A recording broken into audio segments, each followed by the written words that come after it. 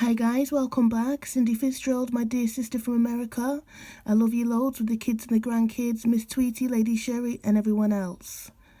Today I'd like to talk about donations. And the donations I'm speaking of are the donations that the beautiful people send to the Chosen One's interviewees. Now, when these donations first came about, I was jumping for joy.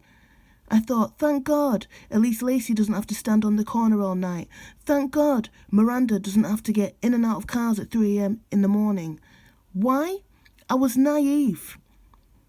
It was only through years of watching these videos I realised that the donations enable these people. They are enabling their habits. And the fact is, once they've spent all the donations, which is all being spent on crack and heroin, they are straight back on Michigan Avenue and they're selling their bodies the whole night through. So all the donations do, even though they're given back from beautiful people with beautiful hearts, is takes them in off the street for a couple of hours. They're in a dope house, crack house, taking drugs, and they're back out. Rebecca even admitted this. Now, let me make a few examples. Let's just say Lacey was interviewed by the Chosen One, and 3 of the lovely people decided to donate $50 each. That $50 each amounts to $150.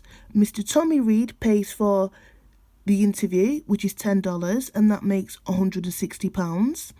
Now, let's just say Lacey goes running back to the dope house, like what they all do, she's not the only one, and ends up injecting more heroin than what she usually does and ends up overdosing. How would you feel knowing that your money has gone to someone's death? Because if it were me, I'd feel fucking terrible. Now, let's look at the people from the Chosen One's channel who have been in receipt of the donations. Now, I've always said Rebecca has received the most out of anybody on that channel. So, has she improved? No. Has she progressed? No. Has she made any effort to become clean? No. Why? The donations don't work. They just enable them. Okay, now let's look at somebody else from the channel who's had quite a considerable amount of donations. Maddie's had a fair bit. Has she progressed? Only slightly, because she's now out of the bando and her and Gerald have got a stable roof. Has she made any effort to become clean? No. Has she made any effort to at least, cut down on the drug usage and think of a methadone script or Subutex script? No. Why? The donations don't work.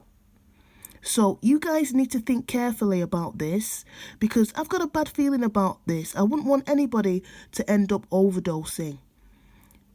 I know that you're doing it with a generous heart, which I've got nothing but respect for you for, but you need to realise that we're dealing with addicts here.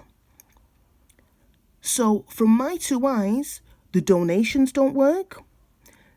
Giving them clothes don't work because they're either being dumped or sold on. Food is 50-50. There are a few of them who open food immediately and consume it on camera, fair enough. But then again, we don't know what goes on behind camera. But for the way I'm seeing things, the donations and the clothes don't work. Thanks for listening, you guys. Take care.